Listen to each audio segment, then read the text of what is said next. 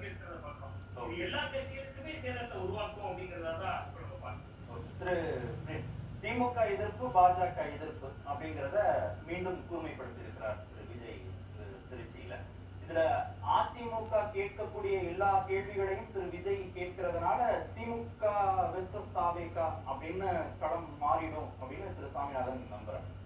அடிப்படையா அந்த எண்ணம் காரணம் என்னன்னா உங்களுக்கு இந்த பைபோலார் பாலிடிக்ஸ்ல திமுக அதிமுக தான் போயிருந்தது.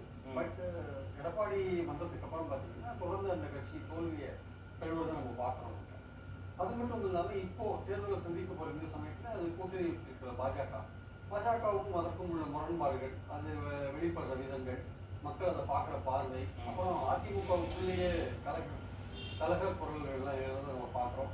வெளியில போனவங்க அவங்க உள்ள இழுக்கிறதுல இருக்கிற தயக்கம், எடப்பாடிக்கு இருக்கிற தயக்கம், இதனால அதிமுக வந்து பலமா இருக்கா பலவீனமா இருக்கான்ற ஒரு கேள்விகள். ஸோ அதனால பார்க்கும்போது அந்த பைபோலார்ல வந்து அதிமுக இருக்கா அப்படின்ற ஒரு கேள்வி இன்னைக்கு ரைஸ் ஆயிருக்கு. ஆக்சுவலா அது வந்து விஜய் இதுவரையும் வந்து வீக்கெண்ட் பாலிடிக்ஸ் பண்றாரோ இல்ல ஒர்க் ஃப்ரம் ஹோம் பண்றாரோ இன்னைக்கு தெருவில் இறங்கிட்டார். இறங்கின உடனே அவருக்கு ஒரு பெரிய க்ரௌடை வந்து காமிச்சிட்டார். அந்த க்ரௌடு ஓட்டு போடுவான்னு அடுத்த கேள்வி கேட்பாங்க. பட் அதனால நம்ம ஒரே இப்போ வந்து ஓட்டும் வராதுன்னு சொல்ல முடியாது, இல்லை ஓட்டு போடுவாங்கன்னு சொல்ல முடியாது. ஒரு கெஸ் பண்ற இடத்துல தான் நம்ம இருக்கோம். இல்ல இந்த ஷிஃப்ட் நடக்குமா? அதிமுக கிட்ட இருந்து தாவேகாவுக்குங்கிற ஷிஃப்ட் ஏன் இந்த ஷிஃப்ட் நடக்கிறதுக்கான வாய்ப்புகள் இருக்கு அப்படின்னா அதிமுக பலவீனமா இருக்கு, அதிமுக பாஜக கூட்டணி பலவீனமா இருக்கு. அதெல்லாம் அந்த ஷிஃப்ட் நடக்கிறதுக்கான வாய்ப்புகள் இருக்கு. அவங்க வந்து 6 மாசத்துக்குள்ள அதிமுக பாஜக கூட்டணி முடிச்சுட்டு கொஞ்சம் விஜயிட்டா கொஞ்சம் அவங்கள தங்களை ரீஆர்கனைஸ் பண்ணிட்டாங்கன்னா கொஞ்சம் ஓரளவுக்கு தப்பிக்கலாம்.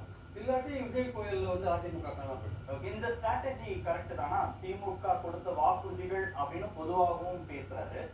பாஜகவுடைய ஒரே நாடு ஒரே தேர்தல், டீலிமிட்டேஷன் அப்படின்ற பிரச்சனைகளையும் பேசுறாரு. அதே சமயத்துல உள்ளூர் பிரச்சனைகளையும் பேசுறாரு. திருச்சியில போய் அங்க மருத்துவமனை சார்ந்த பிரச்சனைகளை பேசுறாரு, அரியலூர் சார்ந்து பேசுறாரு, பெரம்பலூர் சார்ந்து பேசுறாரு. அது நல்ல ஸ்ட்ராட்டஜியா? அது கை கொடுக்குமா திரு விஜய்க்கு? 140 தொகுதி கவர் பண்ண எடப்பாடியோடைய உழைப்பை நீ ஒரு நாள்ல விஜய் அடிச்சுட்டார். ஒரே நாள்ல விஜய் அடிச்சுட்டார், காலி பண்ணிட்டார்.